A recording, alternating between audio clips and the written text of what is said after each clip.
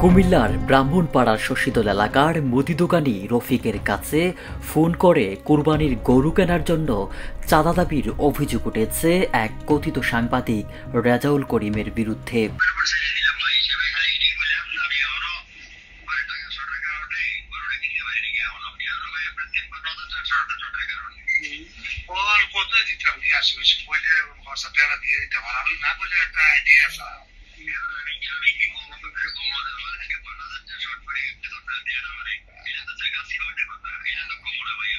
Rezaul Karim Comilla crime বার্তা নামে একটি ফেসবুক পেজ খুলে টাকার বিনিময়ে নিউজ করা সহ বিভিন্ন অনৈতিক কর্মকাণ্ড করে আসছে বলে অভিযোগ স্থানীয়দের।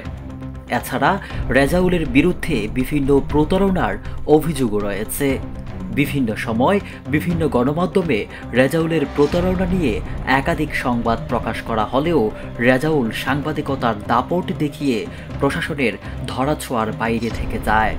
সম্প্রতি কথিত এই সাংবাদিকের বিরুদ্ধে অভিযোগ উঠেছে সে কুমিল্লার ব্রাহ্মণপাড়া উপজেলার শশীদল এলাকার মুদি দোকানি রফিক মিয়ার কাছে কুরবানির গরু কেনার জন্য চাঁদা দাবি করছে।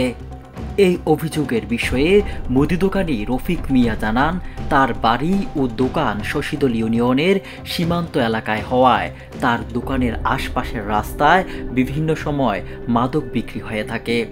এরই প্রেক্ষিতে মাদক ব্যবসার সাথে রফিক মিয়াকে জড়িয়ে কথিত এই সাংবাদিক সামাজিক যোগাযোগ মাধ্যমে একটি সংবাদ প্রচার করে।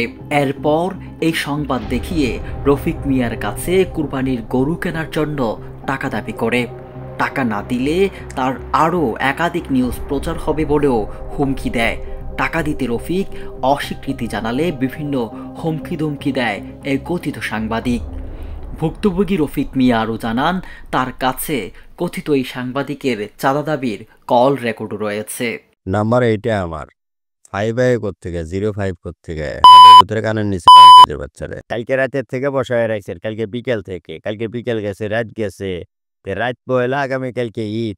আপনি দিবেন আর দিতেছেন, কোন সময় দিবেন আর কি করবেন মিয়া, এডি হয়েছে। আপনি ঘুরাইতে রান দেখাইতে মানে আজকের দিনটারে শেষ করাইবেন।